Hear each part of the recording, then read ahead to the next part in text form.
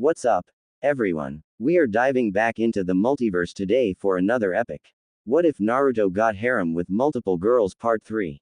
If you enjoy this story, make sure to hit that like button and subscribe to the channel for more fanfics like this. Now, let's dive right into the fanfic. What did you say again? Naruto asked. I said, I challenge you to a Pokegirl battle for the katana that you are holding right now. Hajime replied. Ah, come on. Don't be such a sore loser. I won this sword fair and square, you know. Naruto replied. I am aware of that fact. However, that sword is a family heirloom that has been stolen from us by thieves. In order to redeem my family's honor, I have to return the sword to where it belongs.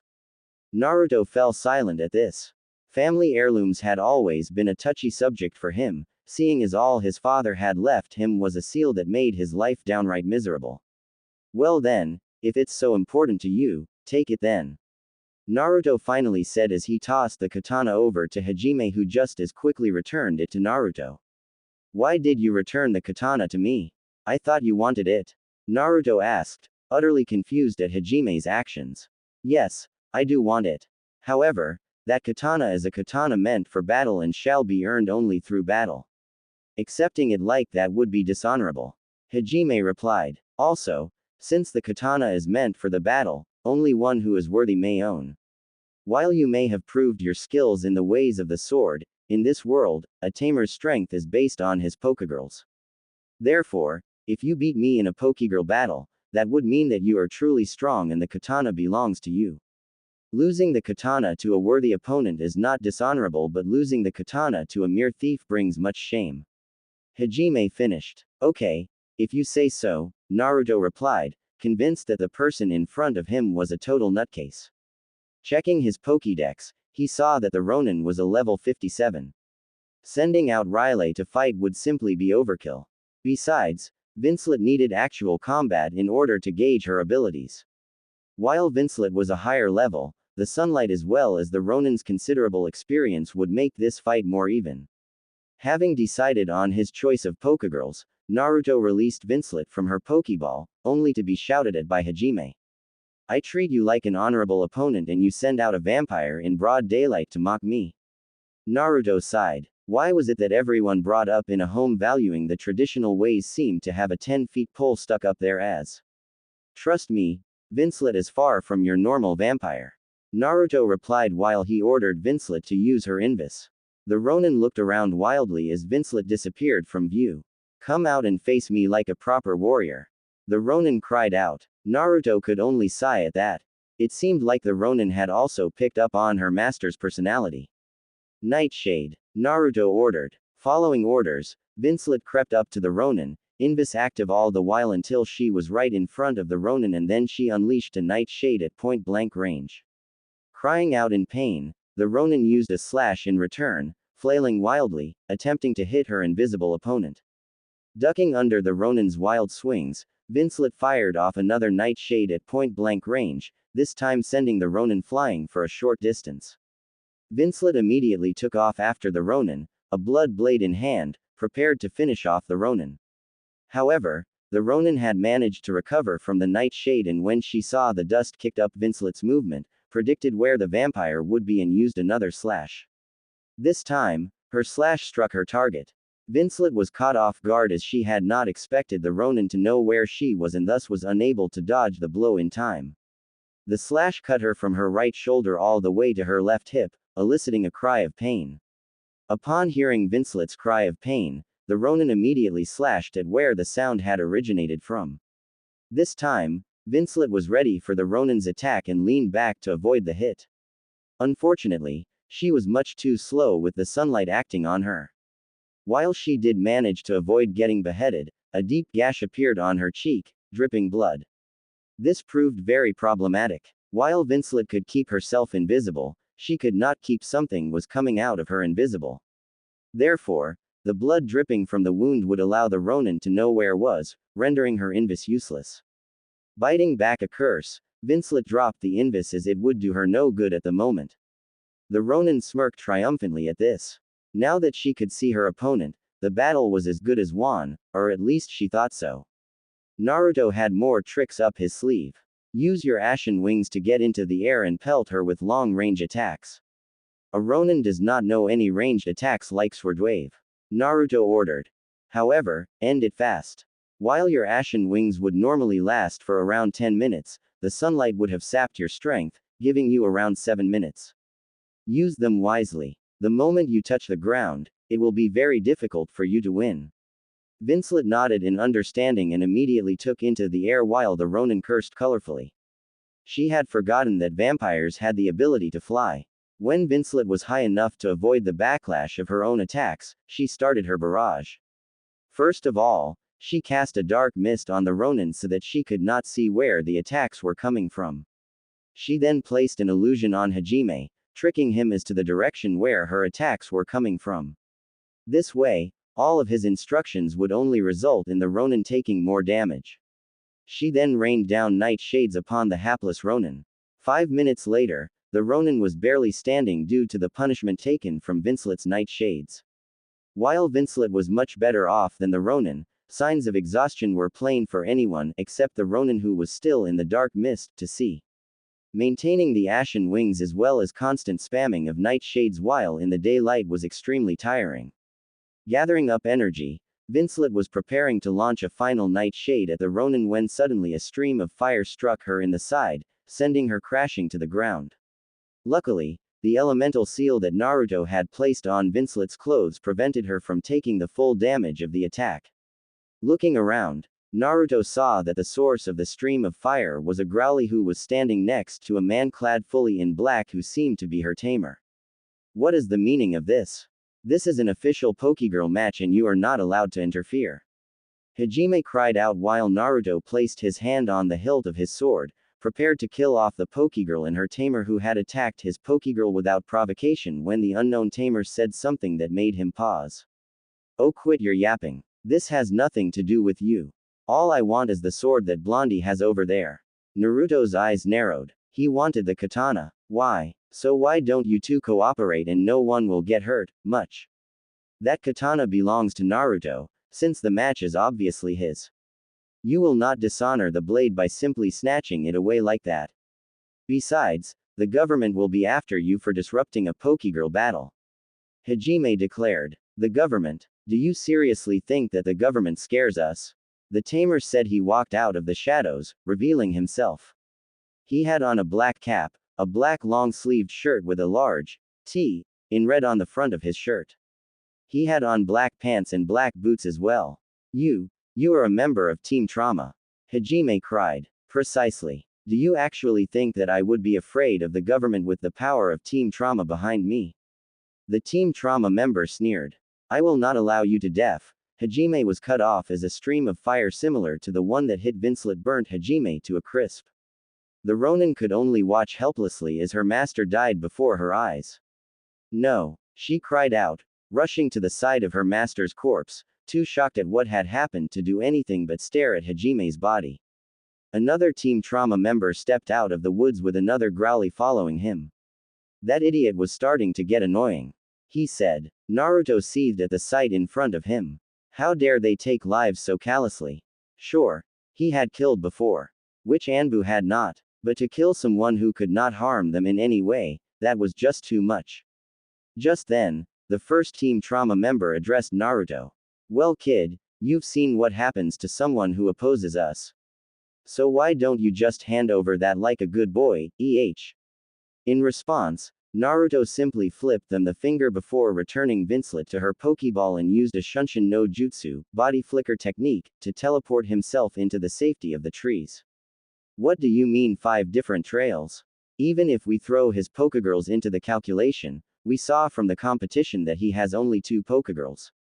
The leader shouted. It doesn't matter anyway. Let's just split up. There are enough of us to track down each and every trail. Now, go. Up in the treetops, Naruto smirked as his plan set off without a hitch. The moment he saw the additional Team Trauma members, he had created 5 Cage Bunshin and sent them in opposite. While they would not last very long as he had not put much chakra into the clones, it was enough to lead them on a long chase. As Jiraiya had said, divide and conquer. While he could easily take down all of them and their Pokegirls easily, what he wanted was information, which meant no killing, as dead men tell no tales. Releasing Vincelet and Riley from their Pokegirls, he quickly briefed them on the situation as well as the part he wanted them to play. Looking over Vincelet, the blonde saw that the vampire would not be able to do much due to her previous battle with Hajime's Ronin. It was then that he suddenly remembered about the Ronin. Looking down, he saw that the Ronin was still kneeling over her tamer's corpse. Naruto sighed then. While he would have loved to just leave her as she was, if the Team Trauma members came across her before they found him, they might take out their frustration on the distressed Pokegirl. On the other hand, if he took the Ronin with him, she would undoubtedly hinder him greatly. Added to that, in her current mental state, who knew what she would do? Finally, he decided to just cast a triple-layered genjutsu over her, making it appear as though Hajime's corpse was just lying there alone. He also removed all sound and sight from the area, making it seem truly desolate. His job done, Naruto then leapt off to find the nearest Team Trauma member. Vincelet phased up from the ground behind the Team Trauma member, Riley in tow. With a quick ice punch, the Team Trauma was out cold, literally. The Growly whirled around, having detected a new scent only to be the recipient of a frost slash. Naruto walked over to the downed Team Trauma, nudging aside the Growly's dismembered head in the process. Pulling out some tough ninja wire from his kunai holster, Naruto bound the Team Trauma member. He would return later to grill him for information. 1 down, 4 to go. Looking down, Naruto blanched at the sight. Below him was a very deep drop into a raging river filled with very sharp rocks. Whirling around to try and find another path, they saw that they were too late as the last members of Team Trauma tracked down Naruto. Seems like we cornered you, brat. The leader smirked as all of them released their own Persians and Cytovipers. Despite the severity of the situation, Naruto could not help but deadpan, "Don't you guys have any originality?" Enraged at Naruto's taunts, the leader ordered the Pokegirls to engage. At this, Naruto smirked. Sure, he could not kill the tamers, but he sure could get rid of the Pokegirls, as they would not have any information that he wanted. Arching an eyebrow, he watched as 6 of the Pokegirls charged at him, leaving 3 to engage Riley. Oh well, less danger for Riley then. Settling into the stance for the Batojutsu, Naruto waited for the Pokegirls to approach him. The Cytovipers charged at him, tails glowing, probably trying to get him with a thunder tail. The Persians followed behind the Cytovipers, ready to take advantage of the stun that the thunder tail and send a flurry of saber claw attacks on him. The Growlies flanked the blonde, ready to finish him off with a flamethrower attack should he survive the initial assault. Naruto had to admit, their teamwork was excellent. However, it was not enough against him. Naruto gripped the hilt of his katana tightly while he tensed his leg muscles, prepared to spring into action. Suddenly, he saw light out of the corner of his eyes. Turning his head slightly, his eyes widened as he saw 3 yellow bolts streaking towards his frost whelp. Riley was currently occupied with 2 Pokegirls, one had already been knocked out. Naruto cursed slightly for underestimating his enemy. Just because all of them released the same Pokegirls as each other, he had assumed that those 3 were all that they had. Even with the elemental seals on her, 3 thunderbolts would manage to do quite a lot of damage to her, while her opponents could use the time to kill Riley off. Ignoring his current adversaries, Naruto sprinted towards Riley, using Shinsaku to get to her faster. Reaching her just in time, Naruto pushed the Pokegirl away just as the thunderbolts slammed into him. A thunder tail then crashed against him, sending him flying over the edge of the cliff. For Riley, it seemed surreal. There was no way that Naruto could be dead, he always seemed so invincible, like a juggernaut. There had to be something she could do. Anything at all, were the thoughts that crossed her mind as she sprinted to the edge of the cliff. Suddenly, she felt power well up within every fiber of her being. She did not notice the white glow enveloping her body. All she felt was the changes that her body was undergoing. She felt her body stretching, her bones lengthening while her muscles and skin expanded to cover her skeleton properly. Her muscles became denser and stronger. Her claws lengthened and sharpened considerably. Finally, she felt something growing at her shoulder blades and she grunted in slight pain as her new wings erupted from her shoulder. Flexing her new wings experimentally, She then leapt off the cliff, flaring her wings and dived after her tamer. Catching the blonde in her arms, she flapped her wings powerfully and brought them back to the battleground. When they were finally safe, Riley collapsed on the ground exhausted. As she was new to her wings, using them so extensively had tired her out. Meanwhile, Naruto stared at them, utterly outraged. How dare they try to kill one of his precious people, just for a katana? Placing his hand into his kunai holster, Naruto took out a mask and looked at it. It was like a hunter nin's mask, except for the fact that it was totally black in color and its only adornment was the kanji for death inscribed in between the eyes of the mask. This was his Anbu mask, and a part that he had tried to forget, as he had shed so much blood with that mask on. However, now was not the time for Uzumaki Naruto to act. It was time Jigoku no Uzumaki. Putting on the mask, he walked towards the Team Trauma members. You think just putting on a mask will scare us? You must be out of your mind. The leader jeered. He stopped abruptly though when Naruto lifted his head and glared at him. Where before the blonde's eyes were a deep azure blue, they were now a dark red in color. Looking into Naruto's eyes, the Team Trauma members could not help but shudder as his eyes promised pain so horrible that they would be begging for death by the time he was done with them.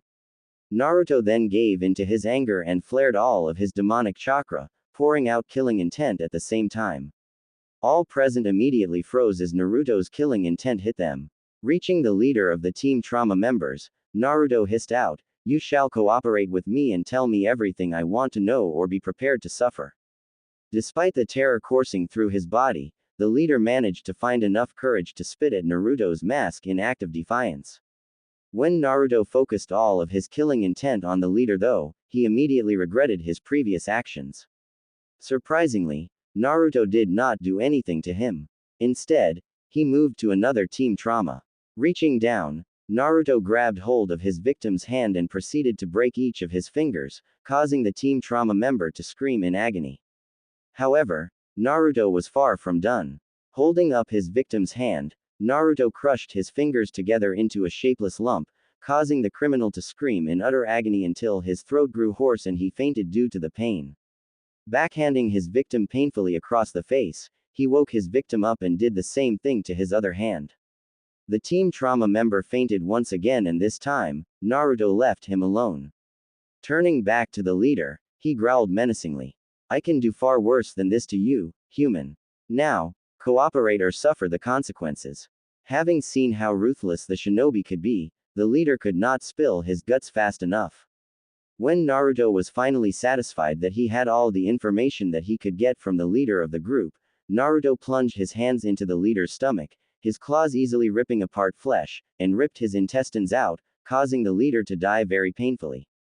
Drawing his sword, Naruto proceeded to slaughter everyone that was alive except for Riley.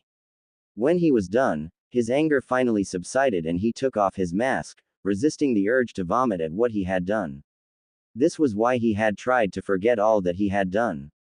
When he let anger cloud his mind, he would instantly revert to some sort of sadistic killing machine. Returning Riley to her Pokeball, Naruto walked away from the battlefield, unable to stand the sight of his handiwork. Even though it was already 9 a.m., Naruto did not feel like waking up. He had been haunted by images of the things he had done the previous day. He had not released his Pokegirls either, afraid of what their reactions to his deeds would be. However, he knew that he could not avoid the matter forever. Sooner or later, he would have to face them and it would be much better to settle matters now. Releasing his Pokegirls from their Pokeballs, Naruto could not help but flinch when he saw a look of fear flash on Riley's face for a second before she schooled her expressions. Taking a deep breath, Naruto began the detailed description of his life. Naruto walked quickly, pointedly looking anywhere except at his two Pokegirls while they giggled at his behavior. It had been Naruto's first time taming two Pokegirls at once and he still blushed deeply whenever he thought of. The thing was, he thought of that whenever he looked at his Pokegirls, which was the reason for him not looking at them. Eventually though, his Pokegirls noticed that there was something wrong. "Hey, Magikun Village is not this way, right? There has been a change of plans." Naruto replied. "Huh, what change of plans?" Riley asked. "We're going after Team Trauma. You must be crazy. Team Trauma is such a huge organization. There is no way just the three of us can take on Team Trauma. Vincelet cried out. Naruto stopped then and turned to look at his two Pokegirls. Whether we go after them or not, Team Trauma will keep coming after us because of this katana that we possess. Added to that, I also have information about Team Trauma that they do not want anyone other than their own members knowing. Therefore, by going after them, I am choosing the conditions on which to fight. Besides, we are not just going to charge in guns blazing. I want to know why they want this katana so much as to send a whole squad after one tamer. There was one more reason that he had not told them yet though. From the Team Trauma member he had tortured, he had gleaned a little of what Team Trauma was. Originally thought as just a Team Rocket wannabe group, public opinion of this group quickly changed.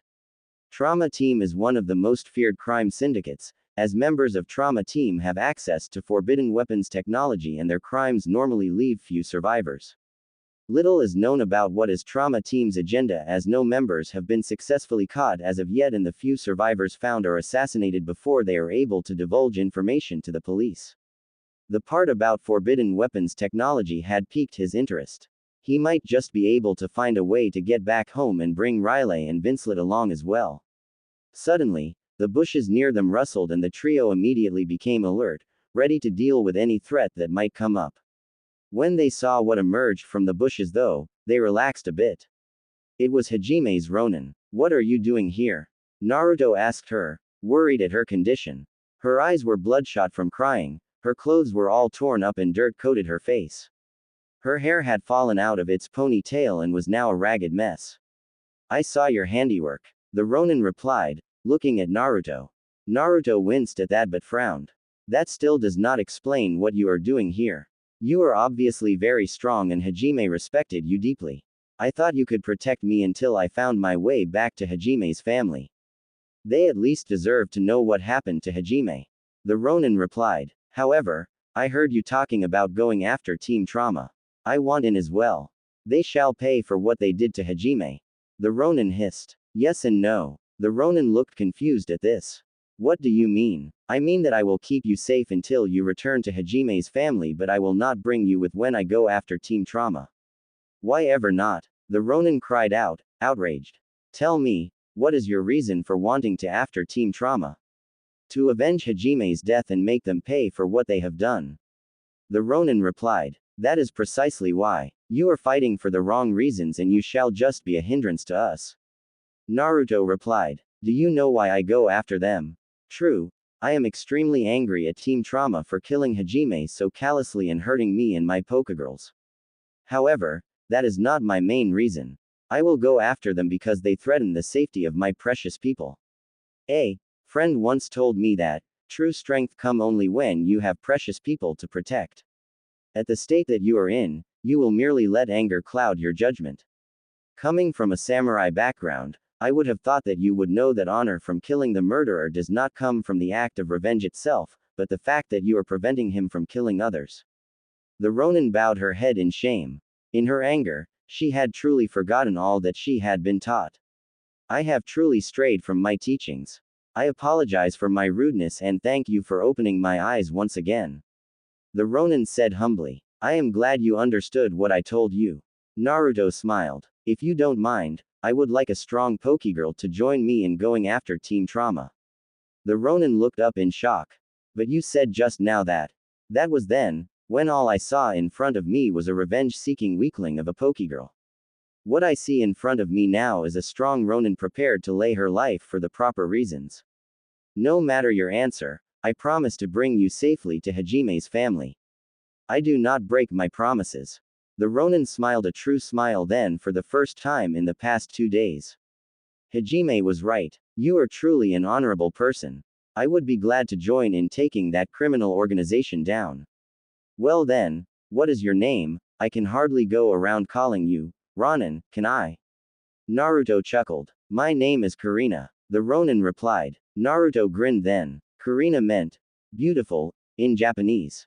Beautiful huh? Well it does fit you after all. Naruto said, not noticing Karina's blush. Report. Naruto said to Vincelet appeared in front of him. They were currently in the city of Sagare, where the base of Team Trauma was supposed to be. Therefore, he had sent Vincelet out to gather information as her Invis and Phase abilities made her ideal for recon abilities. Well, I could not find any suspicious activities going on. There were some small-time crooks and the like, but nothing major like Team Trauma. There was, however, one building that I could not phase through at all. Naruto arched an eyebrow at that. Anti-phase machines were very expensive and very rare. Either it was an important government building or they had struck the jackpot. Bring me to that building, Naruto commanded. It was a nondescript building belonging to a company that specialized in delivering packages and messages. This made perfect sense. It would be a great cover for Team Trauma to send their stolen goods anywhere they wanted, on the pretext of a delivery for a customer. Entering the building, he approached the receptionist while he created some cage bunshin and had them perform henge on themselves to make themselves appear like workers in the company. He sent instructions for the cage bunshins to search for any hidden passages while he made the preparations for a delivery. He had to inform Hajime's family as to their relative's sudden demise after all. Naruto crept into the delivery company in the dark of the night. The locks had been ridiculously easy. Going to where his cage bunshin had found the entrance of a hidden passageway to be, Naruto lifted the advertisement poster and pressed the button under it. The walls immediately slid open, revealing a rectangular entrance the size of a regular door. Looking in, Naruto saw a flight of stairs leading down into the Team Trauma base. The easy part was over. Now it was time for the hard part. Releasing his Pokegirls from their Pokeballs, he gave them their orders. First of all, I want all of you to spray on this yourself, Naruto said, producing a spray bottle that contained a clear liquid within it. This will remove your scent so you will not be traceable by smell. When his Pokegirls had finished spraying the strange concoction on themselves, Naruto continued. Vincelet, I want you to use your ability to turn in mist and scout out the defenses that the base has. Riley, you are to follow some distance behind Vincelet. Vincelet, when you see a trap, work together with Riley to take the threat out. Handing the two Pokegirls some exploding tags, he continued relaying his orders. Place these at strategic points. Continuously report your progress through the Shinkakuru no Jutsu. Karina will stay with me as she is a much lower level than the two of you and I have not performed the Shinkakuru no Jutsu on her yet. With all the time spent planning on how they were going to infiltrate the Team Trauma base as well as the traveling time, training had been minimal. Added to that, Naruto had not wanted to tame Karina yet as she was still in mourning for Hajime and he did not want to take advantage of her in this state. Only when she was becoming feral would he step in. Therefore, without the Alpha Bond, he did not dare to use the Shinkakuru no Jutsu on the Ronin. Does everyone understand their part? When he received 3 nods in reply, he sent Vincelet and Riley into the base while he waited for his Pokegirls reports. After a while, he received a report from Vincelet. Naruto, I see many hounds patrolling the base. What do I do? Wait for the moment. Let me see that the Pokédex has on these Pokegirls. Hound, the hunting dog Pokegirl. Type, Animorph canine. Element, dark. Frequency, uncommon. Diet, meat with the occasional plant. An extreme fondness for pizza with extra hot peppers has been noted in most members of the breed. Role, guard dog, faithful companion. Libido, average, high monthly. Strong Vs, dark, ghost, psychic, cat Pokegirls. Weak Vs, bug, fighting, olfactory attacks. Attacks, bite, howl, pummel, takedown, tackle, crunch.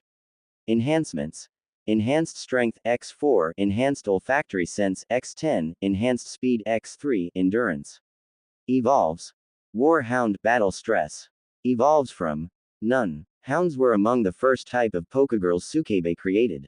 They are a tough, sleek breed of Pokegirl, the shortest adult hound being measured at 6 feet 5 inches tall. They possess a strong, muscular build, C-cup brius, and smooth, black fur, with a long stripe of dark brown going from their groin to the bottom of their jaw. Their faces are possessed of dark eyes and canine features, with sharp teeth and a larger than normal nose being their most prominent features. Their tails are medium-sized and very whip-like, although younger hounds sometimes have their ears and tails trimmed into shortness, and their nails are very strong, giving them an appearance similar to the pre-Sukebe dog known as the Doberman. Hounds are very territorial, and are not good teammates for the average wandering tamer, as they prefer to stay in one place at all times. However, they make excellent guard dogs, as they defend their territories fiercely against intruders or anyone they may think may harm someone they care about or assigned to protect. They are among the most loyal, loving breeds of pokegirl in existence, although they aren't overly affectionate and amorous like growlies. They are an intelligent breed, even ferals showing an ability to learn quickly, although their intelligence is more focused towards practical matters rather than the scientific, meaning that pokegirls such as the Soup Bra Genius and the Alaka Wham still rank far higher in all-around intelligence.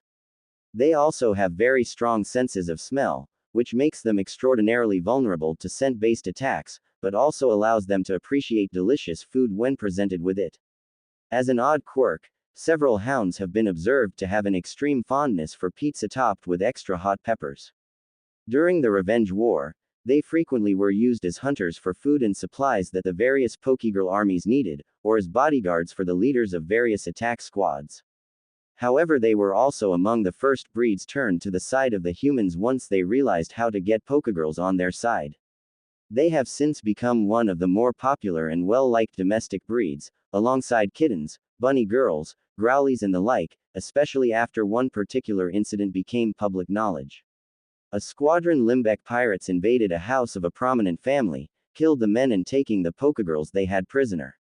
One of them, a hound, was able to withstand the emotional shock of watching her tamer brutally murdered in front of her and resisted the chemical, psychic, and physical torture the Limbecks inflicted on her in an attempt to get her to join them and turn against her family. The hound stayed loyal to her master's memory and even spat in her torturer's face. The hound was killed, and the Limbeck pirates involved in the crime were arrested, the recorded evidence of the hound's torture being made public. While horrific, it has been used in a heavily edited version, frequently in educational settings, as an example of the loyalty some breeds of pokegirl can show. However, some feel that this endurance and refusal to be turned under any circumstances makes them loyal to a fault. Since then, even criminal groups such as Team Rocket and all its variants know better than to try and turn a hound against its masters or even steal them.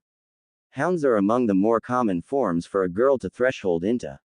After thinking for a while, Naruto finally came up with a simple but yet effective solution. Vincelet, I want you to cast an illusion over the hounds, make it seems as though there is nothing there. Do not waste energy by phasing Riley there since they cannot smell her anyways. Riley, once you are there, take them out with slash attacks. Aim for the neck so that the kill will be quick and silent. A moment passed before Naruto received the next report. I've come across sleeping quarters for the tamers. Do not do anything to them yet. Place an explosive tag in the room and move on. Understood. Several more moments passed with Riley taking out the hounds that they came across with ease while Naruto kept Karina up to date with what was happening. Finally, the two Pokegirls reported that they had cleared the first level of all Pokegirls. I am on my way now, stay where you are. Understood. Standing up, Naruto motioned for Karina to follow him. They sped through the passages quickly, as there was nothing in their way. The Pokegirls were already taken care of by Riley and the cameras were malfunctioning due to the hacking he had done with his Pokédex before entering the building. All that the cameras would display would be a loop of before they had infiltrated the base. After a while, Naruto and his Ronin met up with Riley and Vincelet before another flight of stairs. It seems we will have to go deeper into the base. There is nothing here except for sleeping quarters and training facilities. That is probably the reason why security was so low. The next level will undoubtedly have higher security. Therefore, I want Vincelet to go alone this time. Once again, report everything that you see. Vincelet nodded and turned into mist again. Naruto, this time they have intermixed Golbutts with hounds. Golbutt, the baddie Pokegirl. Type: near human animorph bat. Element: flying poison dark. Frequency: rare. Diet: life energy. Role: night guide, predator, leader of Zubutts. Strong Vs: dark, ghost, plant, poison. Weak Vs: electric, ice, rock.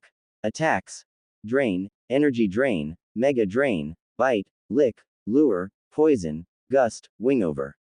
Enhancements: sonar, night vision, dark vision. Evolves: vampire, knocked out by draining attack, or infected through bite. Evolves from Zubat normal. Golbuts are Zubats that won enough fights and got tamed enough that they were able to evolve. Their evolution leaves them taller, usually around 5 foot 4 inches or so. Their fur becomes slightly darker, and their bust grows larger to a full B cup. Their eyes grow much sharper, and they are able to see in virtually any dark or low lighting condition, though bright light blinds them easily, and even sunlight makes their eyes ache, as well as use their echolocation ability. For this reason Golbuts are greatly preferred among explorers, especially spelunkers, since they can scope out terrain with great accuracy. In the wild, most Golbuts are found leading packs of Zubats. With their ability to use lure to bring prey to them, poison to weaken it, and lick to paralyze prey, a Golbut is by far a more dangerous hazard than a mere Zubat. When a Golbut is facing multiple foes, or when she perceives a single foe is too strong, she has her Zubats fly in as a group, and she then darts in to deliver stronger attacks against the biggest threat. Golbut-led Zubat packs are the number 2 hazard in cave exploring, the number 1 being falling. When prey are taken back to the caves, a Golbut is the first one to get to have her way with the male in question, and the first to drink his energy before passing him around. Golbuts are strong combatants, even without a Zubat pack. After luring a foe in, they prefer to use Gust to knock it down, and then either bite, wing over, or lick on it to soften it up, and hopefully paralyze it. Stronger enemies are avoided in the air, using Gust and Poison to weaken them. When an enemy is brought low or paralyzed, a Golbut will swoop onto it, cover it with her wings, and begin using one of her draining attacks. She'll use either drain or energy drain depending both on how hungry she is, and how much energy the opponent has left. She'll only use Mega Drain if she was seriously injured in the fight and needs to heal herself. Feral Golbuts are those found in the wild, described above. Tamers attempting to capture a feral Golbut are advised to try and get her away from her Zubat pack before making their move. Threshold girls don't usually become Golbuts, but it is possible. The family of such a girl would be quick to send her away, since it would be only a matter of time before she began to feed on friends and family, and doesn't yet know how much drained energy is enough and how much is too much. Naruto could not help but curse at this implication. Illusions could not fool sonar waves. Added to that, Vincelet's attacks would be useless as her attacks were mostly of the dark type, with Blood Blade being the only exception. Unfortunately, Vincelet was an amateur at best when it came to using the Blood Blade. It seemed like there was only one method to do this. Vincelet, can you detect the sonar waves? Yes. Good. I will have to do this personally. Tell me when the sonar waves pass by my position on the return trip. Naruto sent through the mental link as he descended the stairs and waited for Vincelet's signal. Now, Naruto immediately turned around the corner and used Shinsaku to sprint at the unsuspecting Pokegirls, slashing at them as he passed by them. Riley, follow behind me after I get rid of the Pokegirls with Karina. In the meantime, search for any documents that might be important. Also, plant the exploding tags where they will do the most damage. Understood. 15 minutes later, the second level was cleared and all of them were searching for leads while simultaneously planting explosive tags everywhere. Naruto, come and look at this. Walking over to where Riley was, he saw Karina and Riley poring over a document. Picking it up, Naruto looked it over and saw that it contained information on special deliveries. Taking special deliveries to mean Team Trauma's stolen goods, Naruto took note of where they were delivered to as it was highly likely that these places were Team Trauma's bases. Naruto's eyes widened as he saw that some of the deliveries were to other continents. According to the receptionist of the company, a delivery to the Edo continent would take approximately half a year. However, the document stated that some deliveries were expected in at most a week. What was going on? Sealing that document into a scroll named Documents, which he promptly sealed into the Master Scroll. After combing through every document, Naruto found nothing else that interested him and planted his explosive tags. Taking inventory, he found that he had around a quarter of his explosive tags left. Deciding that it would be enough, he sent Vincelet to scout the third and last level. The contents of the report though sent him slumping in defeat. There was no way he knew that would be able to evade detection from a psychic Pokegirl unless you were a dark-type Pokegirl. That was the only reason why Vincelet had not been detected yet. It looks like we have no choice but to abandon the plan of stealth. The only advantage that we will have is the advantage of surprise. Riley, you and Karina will work as a team. Do not split up. I will work with Vincelet. When I detonate the explosive tags that we planted, attack. Both Pokegirls nodded. This time, they were going up against a group of trained Pokegirls head-on. It would be totally different from when Naruto went up against the vampires who were unorganized. Suddenly, the whole building rocked due to the explosions taking place. Everyone in the third level was in a panic, wondering what had happened. Meanwhile, Naruto and his Pokegirls shot off in directions, and the fight began. Riley and Karina were able to take down many Pokegirls with simple slash attacks before their adversaries started organizing themselves better and led a counterattack against the duo. They were very thankful for the seals that Naruto had added to their clothes, as it saved them from death many times over in the fight. Attacks were flying everywhere and the duo was hard-pressed to dodge an attack at the same time. Karina slashed at a hound that had tried to sneak up on Riley, killing it instantly. Unfortunately, a Golbat chose to use this moment to slam a gust into Karina's back, sending her crashing into a wall. However, because Karina had taken out the hound, Riley did not have to concentrate on dodging and she used that second that she had to call up a blizzard. Any Golbat hit by the blizzard died instantly as they were weak against ice attacks. The moment she dropped the blizzard attack, Karina charged forward and began attacking them, taking out quickly while Riley covered her from behind with ice beams. Slowly, the numbers thinned and a final blizzard finished off the last of the Pokegirls. Slumping against the walls, the Pokegirls panted heavily, trying to return their breathing rate to normal. Standing up, they were prepared to return to Naruto, their job done when suddenly footsteps sounded in front and behind them. Looking around them wildly, they saw more Pokegirls streaming in from God knows where, catching them in a pincer attack.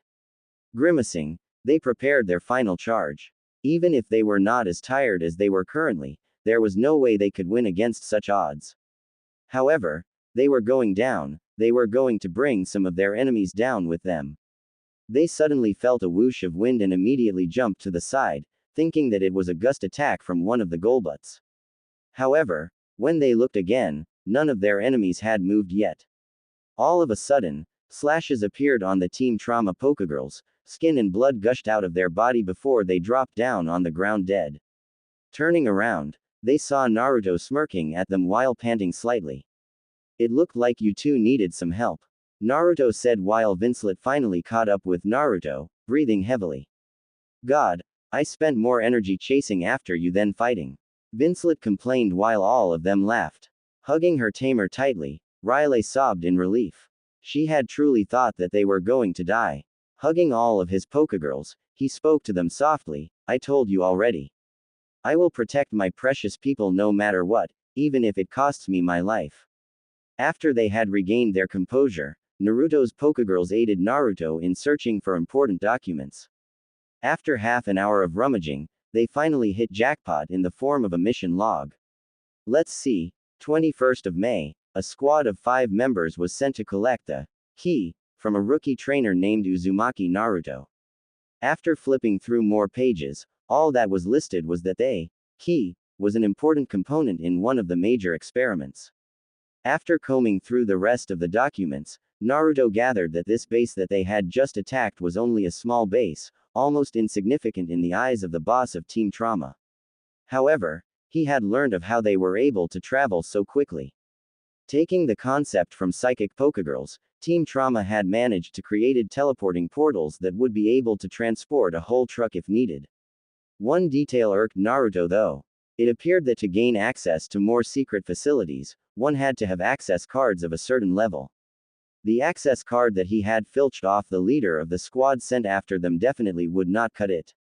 However, from the mission logs, he saw that in a month, elites of Team Trauma would be sent to Dogpatch when the Sadie Poken's Day would be celebrated. The elites would then steal the hundreds of Pokegirls that were bound to be. Next stop, Dogpatch, Naruto said as he snapped the folder shut. Naruto stopped running as he finally reached his destination, a small forest near Dogpatch. Throughout the week after the Team Trauma invasion, Naruto had returned his Pokegirls to their Pokeballs and sprinted flat out towards Dogpatch.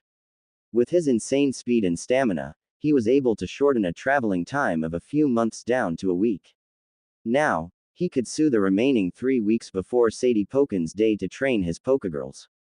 According to his research, in the quaint little village of Dogpatch there is an irregular festival known as Sadie Poken's Day. This one day is of fierce trading, not of Pokegirls but by Pokegirls. At the end of the day is a flurry of catching, and the next day is usually spent either getting acquainted or taming. The rules are quite simple. Run free through the day and let yourself go wild within reason. Any Pokegirl or threshold girl or unlucky bystander with Pokegirl genes can be caught at the end of the day. Usually the Pokegirls run around until they find a tamer or owner or someone they like and then manage to arrange their own capture. This would make perfect sense for Team Trauma to attack then, as hundreds of tamers would converge on the small town in the hopes of getting more Pokegirls. Performing the Shichuka no Jutsu once again, Naruto entered the wooden house and released his Pokegirls, only to be knocked down on the floor immediately. Looking up, Naruto saw his vampire crouching on his chest and glaring down at him. How dare you keep us in our Pokeballs for a whole week? A whole week of no blood and taming. At this, Karina got confused. What is wrong with that? A week is already considered a short time to be in our Pokeballs. It was then that Riley intervened. Well, you see, with Naruto, things are done very differently. We are very rarely kept in our Pokeballs, and having no tamers before Naruto, Vincelet and I are not used to being kept inside our Pokeballs for such a long time. I see. Karina was obviously going to take some time to wrap her mind around the new concept. Anyways, enough of chit-chatting. We have serious training to do, Naruto said as he pushed Vincelet off his chest and stood up. This will be your new training schedule. From 6 a.m. to 10 a.m. you will do physical exercises to toughen yourself up, after which we will stop for breakfast. You will then work on your individual specialties with me supervising you. We will only stop for lunch and dinner. After dinner, we will do team training exercises so that you will know how to work with each other. Karina looked floored at Naruto's training schedule. Even training under a samurai family was nowhere near as tough as Naruto's training. No wonder his Pokegirls were so strong. If there are no further questions, you can use the rest of today to rest or do whatever you like. Training starts tomorrow. Exiting the house, Naruto created some cage bunchins to hunt for food as well as gather more information about Dogpatch, Team Trauma and Sadie Poken's day. Yuffie crouched on a branch as she observed the huge wooden house in front of her. It had taken a tremendous amount of effort to locate this wooden house, and she was one of the best kunoichis. However, if her master's speculations proved true, all of this would be very worth it. Rumor in the underground world had it that one single person had managed to take down a Team Trauma base all by himself. Even if it was a small outpost, it was more than impressive. After much digging around, the group had managed to find out that one of Team Trauma's big plans was to at 5 ATCK during the Sadie Poken's day. Therefore, her master had concluded that the mysterious person should be around the area just before Sadie Poken's day. If this person was truly that strong, the group would become a lot stronger if they managed to recruit him. That way, Team Trauma would definitely go down a lot faster. Lost in her thoughts, Yuffie failed to notice the figure creeping up on her. May I please know why you are spying on my house? Someone said pleasantly behind her, causing Yuffie to jump up, startled. How did you sneak up on me? Yuffie demanded. Now, I am pretty sure I asked my question first, nay. The person replied. Taking a look at the person that had crept up on her, she saw that the person had unruly blonde spikes on his hair, electric blue eyes, 6 strange whisker marks as well as very practical gear. It's rude to just stare at someone when he just asked you a question, you know. The blonde said, causing Yuffie to flush angrily. I was not staring. You just caught me off guard, that's all. As for what I was doing here, I was just wandering around when I saw a huge wooden house out in the middle of nowhere. Yuffie shot back. Naruto arched an eyebrow at this. Wandering around a place where he had set countless booby traps around. Highly unlikely. To Yuffie, Naruto simply blurred out of sight before she felt a knee slam into her gut. I'm sorry, but your cover story is simply not convincing enough, Naruto said to the semi-conscious female on the ground. Taking out some steel wire from his kunai holster, he proceeded to tie the female up. Too bad you don't believe it. I'm not sticking around here any longer. See you. The female cried before she was replaced with a log. Naruto's heart beat wildly then as the female performed her technique. He had sense chakra usage and the technique used was so obviously a Kawarimi no Jutsu replacement technique. Could someone else from his world have come to this world as well? Were there more people like him stranded here? Naruto resolved to find out who that female was so that he could uncover her identity. Little did he know that he would not have to put much effort into searching for her. I see, he must be extremely skilled if he was able to catch you off guard. Yes, Stan, if not for the fact that you had given me the T2 for Cicada Ruse 2, I would not have been able to escape from him. The knots he tied for the wire were beyond even me, Yuffie replied as she looked at her master. He was around 170 centimeters tall and had a rugged look on his face. This was further emphasized with his wild raven black hair that was flung everywhere. With the skull tattoo on his face, he looked like a thug, but Yuffie knew he was far from being a common street thug. With such high skills, he might indeed be the one who managed to trump Team Trauma. Tomorrow, we shall approach him. Stan, I highly doubt that he will immediately accept an invitation to join the group. Oh no, he seems much too independent to be the kind of person to easily join or trust a group that he has never heard of before. However, we can test his Pokegirl's strength as well, give him some information on Team Trauma along the way. I will also need you to spy on him for me, Stan replied. The Kunoichi nodded in agreement. I shall do as you command. The next day dawned and Naruto was alerted to someone approaching by his hidden cage buncheons. Exiting the house, Naruto saw a rugged-looking man walking towards him. Are you the owner of this house? The man asked. And what if I am? Then I challenge you to a Pokegirl battle. No thank you, I have better things to do, Naruto replied as he turned around to re-enter the building. Even if he was a thug, he would pose no threat to a shinobi. You must be afraid of me, for I have beaten even the elites of Team Trauma. This statement caught Naruto's attention immediately. You say you have beaten Team Trauma before? Naruto asked as he stared at the stranger, scrutinizing him carefully for any signs of deceit, but he could detect none. Yes, I have. However, I will not tell you more unless you battle me. Your Frost Drake against my Kunoichi, with the winner taking the Pokegirl of his opponent. Naruto was on guard immediately. How did you know that I have a Frost Drake? The man merely chuckled. If you have the correct contacts, you can get to know a lot of stuff, Uzumaki Naruto. Very well, I accept the challenge, but only if you will tell me all you know about Team Trauma as well as how you know so much about me. Agreed. With that, the two tamers sent out their Pokegirls, or rather, the stranger threw out a Pokeball while Naruto called Riley to come out. Naruto was very surprised to find the same female who had evaded him yesterday emerging from the stranger's Pokeball. Naruto sighed as his hopes of there being another person from his world were dashed. However, he would not let this affect his performance as the stake of this battle was his Pokegirl and information on Team Trauma, both of which were extremely important. Riley, take to the air, Naruto commanded and watched as Riley stretched her wings to their full length and with a powerful flap rose into the air and hovered above the Kunoichi. A Kunoichi was more of a melee-type Pokegirl, so this should give Riley some advantage. However, Stan merely smirked in response. Quite a good tactic, taking to the air so as to avoid my Kunoichi's attacks. However, my Kunoichi is no ordinary Kunoichi. Yuffie, Art of the Inazuma. Naruto frowned as Yuffie channeled chakra and gathered electricity into a ball before she threw it at Riley, who did a barrel roll to avoid being electrocuted. There was no way a Kunoichi could learn such attacks on its own, therefore a T2 had to have been applied. Added to that, the Kunoichi was a very high level. All of this pointed to the fact that his opponent was a professional. Thankfully, he had the mental link, which would be a very huge advantage. Riley dropped down while continuing her barrel roll, doing an imitation of Kiba's Suga attack that he had told her about.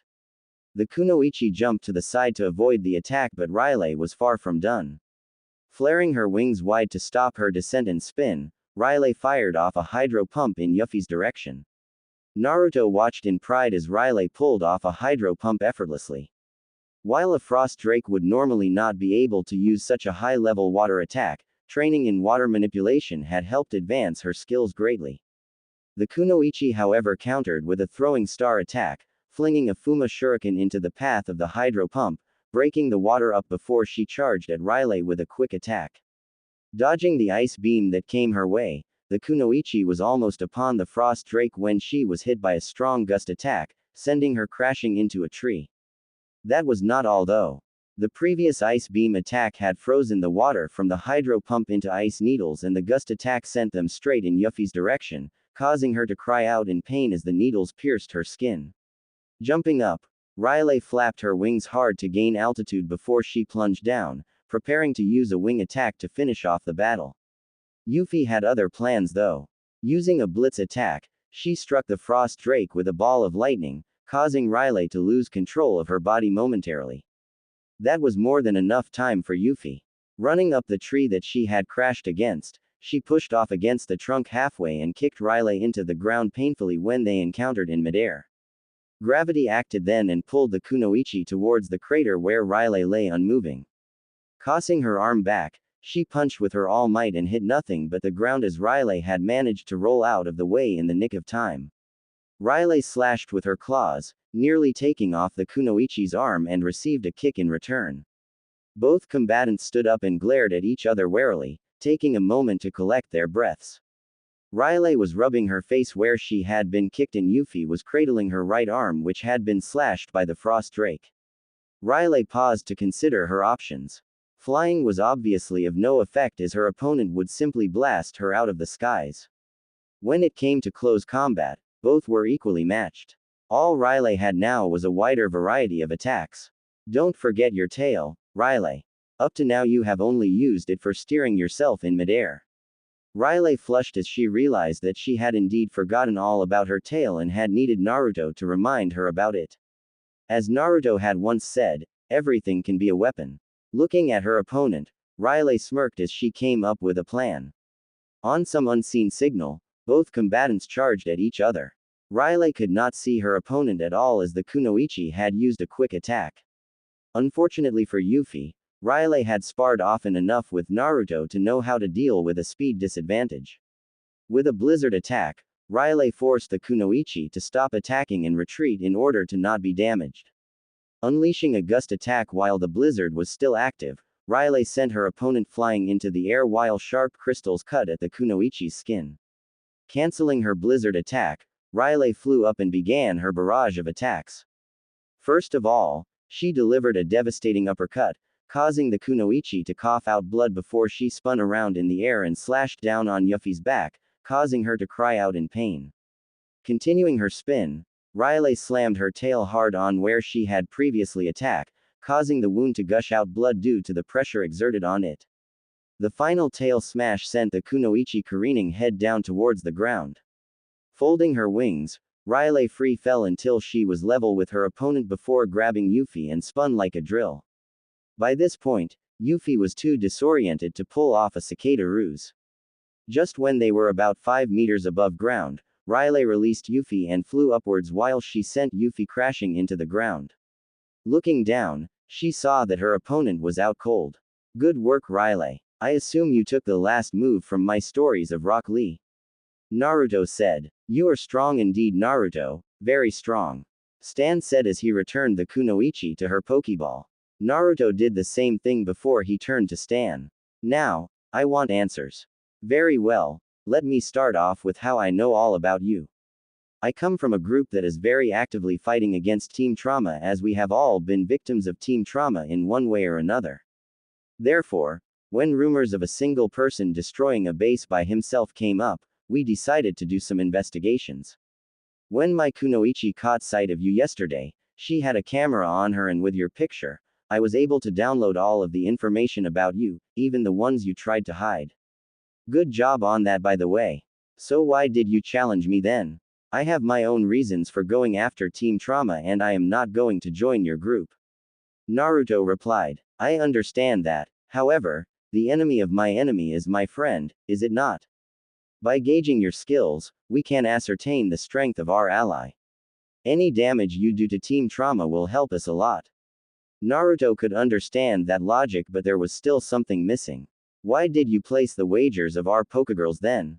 That does not make sense at all. Well, either way, we still gain. With a stronger Pokegirl on your or my side, we can deal more damage. In the long run, everyone wins.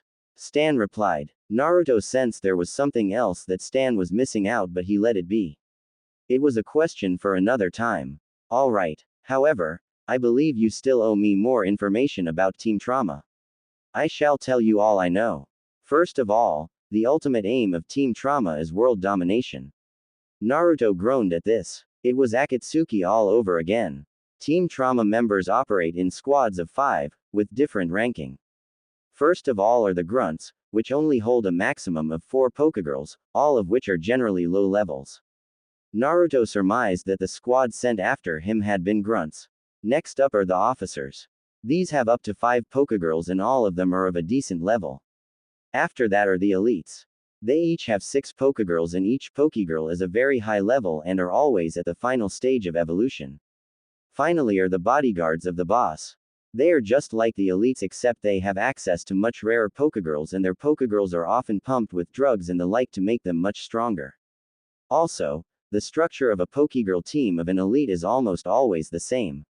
There will be a fire type, a fighting type, a poison type, a flying type, a psychic type and a lightning type with maybe some hybrids inside, giving them a lot of variety so you will have to be careful when dealing with them. Lastly, I wish to tell you that even though you do not want to join our group, we will be your allies as long as you stand against Team Trauma. Goodbye. With that, Stan tossed the Pokeball containing Yuffie at Naruto before he disappeared into the trees. Releasing Yuffie, he addressed the newest addition to his harem. My name is Naruto and you shall meet the other Pokegirls later. Now, what do you know about chakra? Yuffie could not shudder at Naruto's malicious smile as he mentioned the word, chakra. Finally, Sadie Poken's day arrived. As Naruto stepped into Dogpatch, he found that there was only one word to describe what he saw around him. Chaos. It was utter chaos. Pokegirls were running around everywhere. Festivities were going on, tamers were getting drunk, and battles were being fought every second. It was insane. Tuning out the noise of the festival as much as he could, Naruto focused on his plan for the night. His Pokegirls had advanced greatly in abilities although Riley seemed to begin stagnating near the end of the 3rd week. He supposed it was because she could advance no further right now. Vincelet had been a natural at illusions. Right now, if she picked a fight with Itachi, Naruto was pretty sure Itachi would be on the losing end. After Naruto had told Vincelet more about Itachi, she had even developed an illusion similar to Tsukiyomi. He had also begun teaching Karina the hidden Mitsurugi Ryu style although she was learning it much slower than he was since she did not have the unfair advantage of being able to summon 1,000 cage bunchins. What amused him greatly though was the fact that the innate rivalry Ronins and Kunoichis had spurred her greatly in her progress. It reminded him a lot of him and Sasuke so many years ago.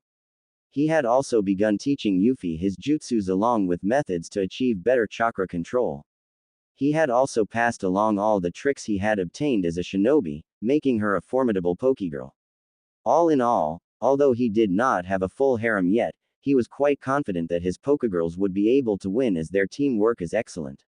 Riley would attack from the air, covering for Karina while she charged her opponents. Vincelet would use her illusions to disorient her opponents while Yuffie would pick off the weak ones one by one. Now all he had to do was wait for Team Trauma to appear. As if on cue, 5 explosions were heard in 5 different directions of the town. It appeared Team Trauma wanted to herd all of the Pokegirls and Tamers into the center of town. Heading to the nearest explosion, he hoped that Stan and his group would be able to hold off the other 4 Team Trauma members until he was done. After a few minutes of running, he saw what he was looking for. The Team Trauma member held a bazooka and was busy firing off in different directions, causing everyone to panic as the buildings around them collapsed. Meanwhile, his Pokegirls were tossing Pokeballs at the running Pokegirls and capturing them. This made Naruto stop. There was no way that Team Trauma could have so many illegal Pokeballs. Looking around, he saw a strange machine around 100 meters away that was emitting some kind of static. Naruto immediately concluded that device was the reason why all the Pokeballs were malfunctioning. Sprinting forward, Naruto drew his sword and slashed at the machine, cutting it in half. What he did not expect though was for the machine to immediately blow up in his face. If not for the regeneration granted to him by his demonic chakra, he would have been dead. As it was, he was out of commission for now. His Pokegirls would have to do all the fighting for him. As Naruto tossed out his Pokeballs, the Team Trauma member turned on him, fury evident in his eyes. How dare you interfere in the matters of Team Trauma? For that, you shall pay. He cried out as he ordered his Pokegirls to advance on the fallen shinobi. With that last comment, Naruto's Pokegirls split up to do their job. Riley immediately soared into the air, avoiding a flurry of feather shurikens all the while. Finally, when she was at the same height as the harpy, both of them engaged in a deadly dance. Both of the combatants flew at each other, the harpy using her speed storm technique to accelerate herself. As they drew nearer, Riley extended her claws and attempted to use a slash attack on her opponent, only for the harpy to fold her wings a little and drop down, thus avoiding the attack. The harpy then slashed upwards with her claws, attempting to return the frost drake the favor. However, her hand was batted away by Riley's tail, after which Riley kicked her solidly in the face, sending her opponent tumbling away. Riley dove after her opponent immediately but was stopped by a hail of feather shurikens. After the attack had ended, Riley looked around but saw no sight of her opponent. All of a sudden, something crashed into her hard, sending her plummeting towards the ground. She managed to regain equilibrium though and remained in the air, although severely wounded. Where she had been before was the harpy, although much more exhausted than before. The frost drake then surmised that the harpy had used her Mach Breaker to attack her. The Mach Breaker was a technique where the Pokegirl flies up into the air and then swoops past her opponent going at least Mach 1. The resulting damage cannot be dodged, but can be blocked. However, this technique is very draining and can only be used a maximum of 5 times a day.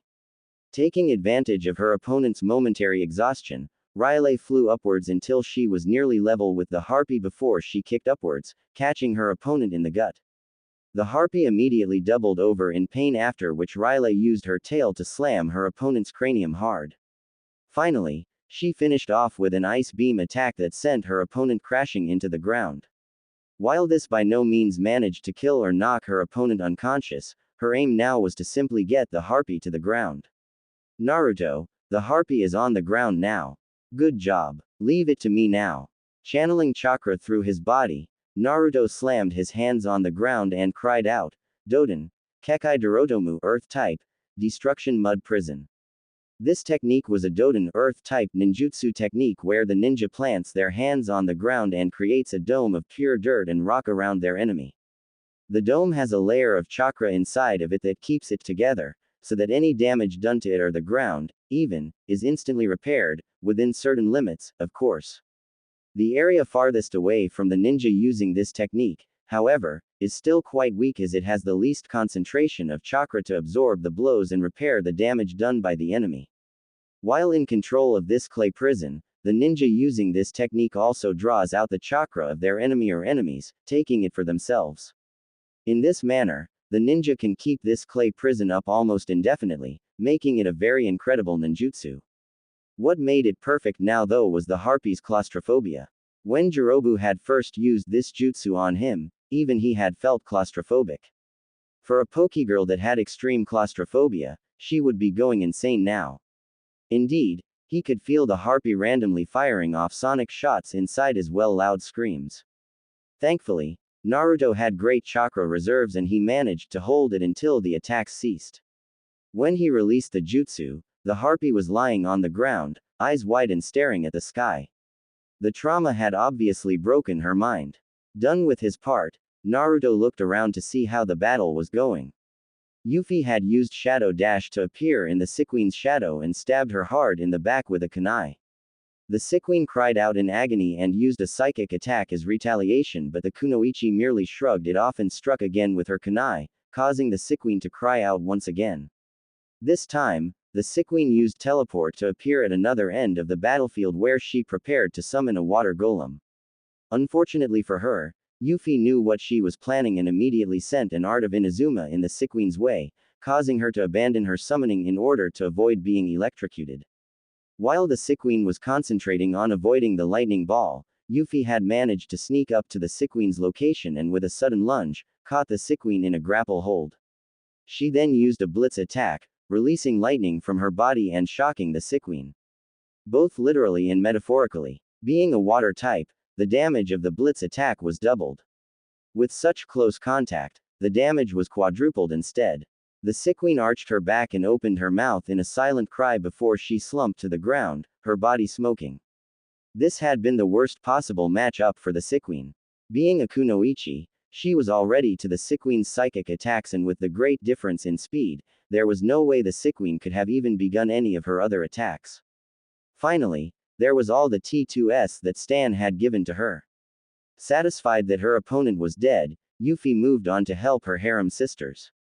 Vincelet had immediately flown to where the Warcat was, not bothering to use Invis, seeing as the Warcat would just smell her out anyways. When she was about 50 meters away from the Warcat, she fired off a nightshade and watched as the Warcat simply charged at her, totally undeterred from the attack. Her elemental resistance combined with her natural toughness made the vampire's nightshade feel like a mere ant bite to her. Suddenly, the Warcat used leap and covered the whole 50 meters in 2 seconds and proceeded to use a slice-in-dice attack on Vincelet, ruthlessly slashing and ripping at the vampire. However, Vincelet merely smirked as she used her innate ability to turn into mist. Other than training on utilizing her illusion and fear aura properly, she had also trained on her abilities to shapeshift and was able to turn into mist instantly now, thus avoiding all physical attacks. The moment the Warcat had passed through the mist that was her, she solidified and created a blood blade, slashing down on the Warcat's back. She was rewarded with a deep gash. However, the Warcat did not seem to be weakened by the wound but instead seemed more enraged. She turned around and started attacking with even more vigor than before. Simply dodging was not enough as Vincelet was not fast enough. She had to resort to turning into mist many times, which was bad for her seeing as she could not counterattack while she was still in her mist form. Finally, the Warcat tired of attempting to catch the vampire and used a glare on Vincelet. This was a bad mistake on her part. Vincelet returned the glare, powered with her fear aura. Naruto had taught her how to summon up what he called killing intent and she had practiced a lot with it. While she was nowhere near Naruto's killing intent, it was more than enough for the Warcat. The Warcat glared at the vampire, only to stare right into blood-red eyes before a menacing aura started to be emanated from Vincelet. She tried to fight back the sheer terror that was overcoming her, but when a stronger wave of killing intent washed over her, she lost all coherence and was focused only on running from this Pokegirl that was so scary. Seeing that her opponent had lost control of her wits, Vincelet then placed one of her strongest illusion on the Warcat, all the while staring at her opponent. To the Warcat, her world darkened gradually until she could see nothing but those red eyes boring right into her soul. Suddenly, there was a cracking sound from the sound, and when she looked down, a hand shot of the ground and latched onto her ankle. Even with her tremendous strength, the Warcat could not free herself. Another hand suddenly latched onto her ankle, and then the hands belonged to began to rise out from the ground. Things seemed a proper term to describe them as they were no longer humans. The Warcat recognized them as previous victims of her master and herself. However, these no longer looked like the humans or Pokegirls that they had been. Their skin was rotting and they were missing various body parts. What were most frightening though were the vacant holes where their eyes should be. And then the sounds began. All around her, more corpses rose out of the ground, stumbling towards and moaning all the way. They were deep, hungry moans that told her of the tortures that they had felt. "Stop it! Get away from me!" she shrieked, but her pleas fell on deaf eyes as the zombies continued walking towards her before they each latched onto a different part and began pulling at it. Her struggles were to no avail and she felt extreme pain suddenly. Looking down, she saw that the zombies were actually eating her alive. Finally, one zombie opened its maw wide and swallowed her head whole. The last thing heard from her was a bone-chilling scream. Vincelet watched in satisfaction as the war cat fell to the ground, blood flowing out from her throat due to the screaming that she had done. Naruto was right when he said that a true illusionist could do far more damage than any combatant could. The wild cat's heart had actually stopped due to sheer terror as well as the fact that she had believed that she was dead. Sparing the corpse of her opponent one last glance, she went off to help her harem sisters. Karina was currently having a very hard time. The Rhea, Din mother as well the Viper had apparently decided to gang on the lone Ronin. While she had been able to avoid major damage, it was not easy. The Viper would constantly rush in and try to stun her with either a silver fist or a thunder tail while the Din mother would follow up with either a fire attack or a melee attack. Finally, there was the Rhea, which was the most irritating as well as the most dangerous. The Rhea would always stay at the sidelines and constantly send supercharged lightning bolts at her, causing her to forever be on the defensive. Whenever she tried to get at the Rhea, the other two would defend her. It was flawless teamwork. Jumping up to avoid another thunder tail, Karina was too slow to dodge the thunderbolt attack that came her way. It slammed into her painfully, causing her nerves to be short-circuited as well as slamming her into a pile of rubble. Opening her eyes weakly, she saw a jet of fire shooting towards her. She tried feebly to turn away, but the thunderbolt had taken a lot out of her. She was about to resign herself to her fate when a jet of water from above crashed into the flamethrower attack, dispersing it and continuing on to slam into the Din mother. Looking up, she saw Riley smiling at her. Smiling back at her alpha, Karina used her sword as a crutch to stand up. Karina then utilized a move that Naruto had used against her in the tournament before. Hidden Mitsurugi Ryu, Doryusen. She cried out as she slashed hard at the ground, sending debris flying towards Rhea. While the Rhea was able to dodge the rocks, she was unable to dodge the gust attack that buffeted her. Karina smiled grimly at that. Let her have a taste of her own medicine. Using Shinsaku, she dashed forward, aiming to finish off the pesky rat before a tail crashed in her path, causing her to lose her balance for a moment. The Viper charged forward, hand glowing. Unfortunately for her, she was unable to complete her attack as a sharp object suddenly implanted itself in her back. Karina looked up and saw Yuffie in the Viper's shadow, smirking all the way. This enraged Karina, as her rival, as she saw it, had managed to get one up on her. Flipping herself over the Viper, the Kunoichi avoided the fire blast that came her way and let the Viper to take the brunt of the damage, causing the snake to fly forward. Karina then used this opportunity to leap forward, using the force of her jump to accelerate the draw of her sword and utilize the hidden Mitsurugi Ryu, Yushousen, cutting the Viper in two. Meanwhile, Vincelet had snuck behind the Din mother in the form of mist and blasted her with a nightshade at point-blank range, before she was finished off with a hydro pump from Riley. The Rhea was quickly dealt with through a combination of hidden Mitsurugi Ryu, Ryutsu Zan. Flying Heaven Honorable Sword Style, Dragon Hammer Strike Tragedy, Dragon Breath, Nightshade and a Shadow Dash. Upon seeing his Pokegirls so easily defeated, he tried to flee but was stopped by a kunai in the back, courtesy of Yuffie. Walking to the corpse, Naruto rummaged in his clothes for a moment before he came upon a black card with a red T in the middle, which he took to be the access card he was looking for. After he was done looting the body, Naruto noticed that all the explosions had stopped and he proceeded to check on the situation of the other Team Trauma members along with his Pokegirls. He found one killed by what seemed like a gun, which was odd since guns were borderline forbidden tech here. Did the group that Stan belonged to have such vast resources? Another was crushed under a pillar under a huge metal beam that seemed to have been pushed on him. The third one seemed to have been burnt as his skin was charred and the smell of burning flesh wafted to Naruto's nose.